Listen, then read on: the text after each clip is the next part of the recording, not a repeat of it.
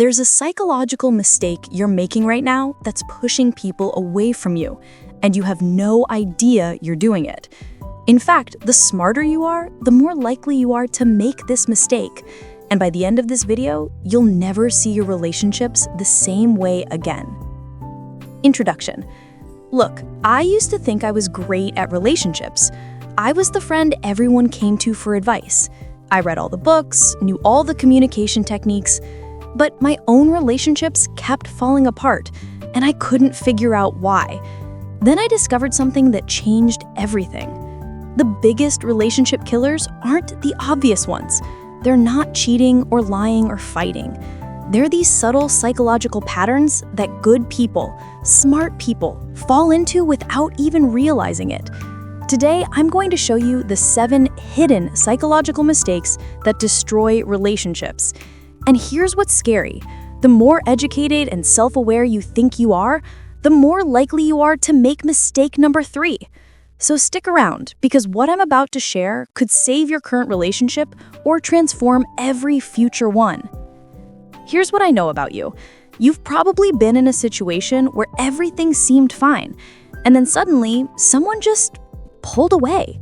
Maybe it was a romantic partner who said they needed space. Maybe it was a friend who started avoiding your calls. Maybe it's happening right now. And the worst part? You genuinely care about people. You try to be supportive, you listen, you give advice, you're there when they need you. So why does it feel like the harder you try, the more people seem to distance themselves? The brutal truth is this: good intentions aren't enough. In fact, some of the most relationship-damaging behaviors come from people who genuinely want to help and connect. We're about to dive deep into the psychology behind why this happens, and more importantly, how to fix it. Because here's what nobody tells you about relationships. It's not about what you do, it's about the psychological patterns behind what you do. Mistake number 1 is what I call the mirror trap. And it's probably happening in your conversations right now. Here's how it works. Someone tells you about their problem, and your immediate instinct is to share a similar experience you've had. They say, "I'm really stressed about my job interview tomorrow." And you respond with, "Oh, I know exactly how you feel. When I had my interview last year." You think you're being empathetic. You think you're showing them they're not alone. But psychologically, here's what's actually happening. You just made their problem about you. Dr. Charles Derber, a sociologist at Boston College, calls this conversational narcissism. It's not malicious, it's actually trying to connect. But the psychological impact is devastating. The other person feels like they can't be heard without it becoming about someone else's experience. Maya Angelou once said, "People will forget what you said, people will forget what you did, but people will never forget how you made them feel." And when you mirror their experience back to them, you make them feel like supporting characters in their own story. The fix? Ask questions instead. What's the hardest part about that for you? How are you handling the stress? Make them the expert on their own experience. This simple shift changes everything. The understanding paradox. Mistake number 2 is even more counterintuitive. I call it the understanding paradox. This is where you try so hard to understand someone that you actually make them feel unmisunderstood. Let me explain. Sarah came to me completely frustrated. She said, "I bend over backwards to understand my boyfriend. I read about his personality type, I research his childhood issues, I analyze why he acts the way he does, but he keeps saying I don't get him." Here's the psychological trap. When you try to understand someone by categorizing them, analyzing them, or explaining them to themselves, you're not actually seeing them. You're seeing your interpretation of them. Think about it this way. How does it feel when someone says, "I know why you do that. It's because of your trust issues," or "You're just tired. That's why you're being sensitive." Even if they're right, it feels terrible, doesn't it? The paradox is this. The harder you try to understand someone's psychology, the more they feel like a case study instead of a human being. Real understanding isn't about figuring someone out, it's about being present with who they are in this moment, without needing to explain or fix or categorize it. Albert Einstein said, "Try not to become a person of success, but rather try to become a person of value. The value isn't in how much you understand about them, it's in how safe you make them feel to be themselves around you. Now we get to mistake number 3, the one that highly intelligent people make more than anyone else. I call it love disguised as control.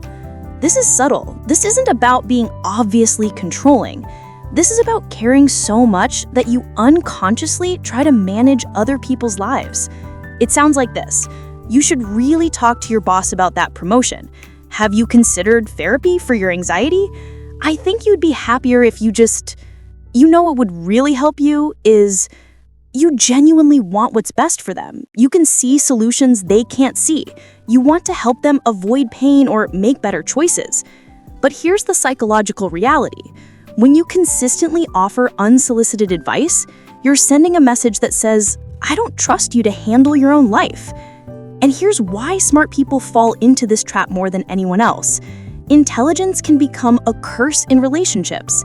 You can see patterns, predict outcomes, spot red flags, but other people don't want to be your project to optimize. There's a concept in psychology called locus of control. When you constantly suggest what someone should do, you're training them to look outside themselves for answers. You're actually making them less capable, not more. The most loving thing you can do is trust someone to figure out their own life, even if they make mistakes, even if you can see a better way. Because the moment you try to control the outcome, you stop being a safe person and start being another source of pressure in their life. Remember, people don't want to be fixed. They want to be seen. Mistake number 4 is what I call perfectionism as emotional poison. And this one destroys relationships from the inside out. Here's how it shows up. You have high standards for yourself, which is great, but unconsciously, you start having those same high standards for everyone around you. You notice when they're late, when they forget things, when they don't follow through, when they make poor decisions. You might not say anything directly, but people can feel your disappointment. They can sense your judgment. And slowly, they start walking on eggshells around you. I learned this the hard way. I used to pride myself on being reliable, organized, thoughtful, but I realized I was making other people feel like they could never measure up. My perfectionist energy was creating anxiety in every relationship I had. Here's the psychological truth. Perfectionism isn't actually about high standards. It's about fear. Fear of rejection, fear of disappointment, fear of being let down. So you try to control the variables by expecting everyone to be as careful as you are. But relationships aren't perfect. People aren't perfect. And when you need them to be, you create an environment where authenticity dies. Brené Brown talks about this beautifully. Perfectionism is not about healthy achievement and growth. It's a shield we use to protect ourselves from vulnerability. The antidote to perfectionism in relationships isn't lowering your standards. It's raising your capacity for acceptance. It's learning to love people not despite their imperfections, but including them. Now here's the revelation that changes everything. And this is what I wish someone had told me years ago. All of these mistakes have one thing in common. They all come from the same psychological root. They're all ways of trying to feel safe and in control in relationships. When you mirror someone's experience, you're trying to feel connected and understood. When you overanalyze someone, you're trying to predict and prepare for their behavior. When you give unsolicited advice, you're trying to prevent them from getting hurt. And when you hold perfectionist standards, you're trying to avoid disappointment. But here's the paradox. The very things you do to feel safe in relationships are the things that make other people feel unsafe around you. Real connection doesn't come from understanding someone perfectly, or managing the outcome, or avoiding all conflict.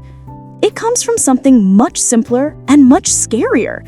It comes from showing up as yourself and letting others show up as themselves. The strongest relationships aren't built on compatibility or shared interests or perfect communication. They're built on psychological safety, the feeling that you can be human around this person without being judged, fixed, or managed. And here's the beautiful thing about this. When you stop trying to control the relationship, you actually get what you were trying to control all along. When you stop trying to be perfectly understood, people finally understand you. When you stop trying to fix others, they start trusting you with their real problems.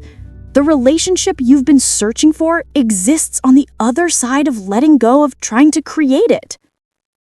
Conclusion. So here's what I want you to remember.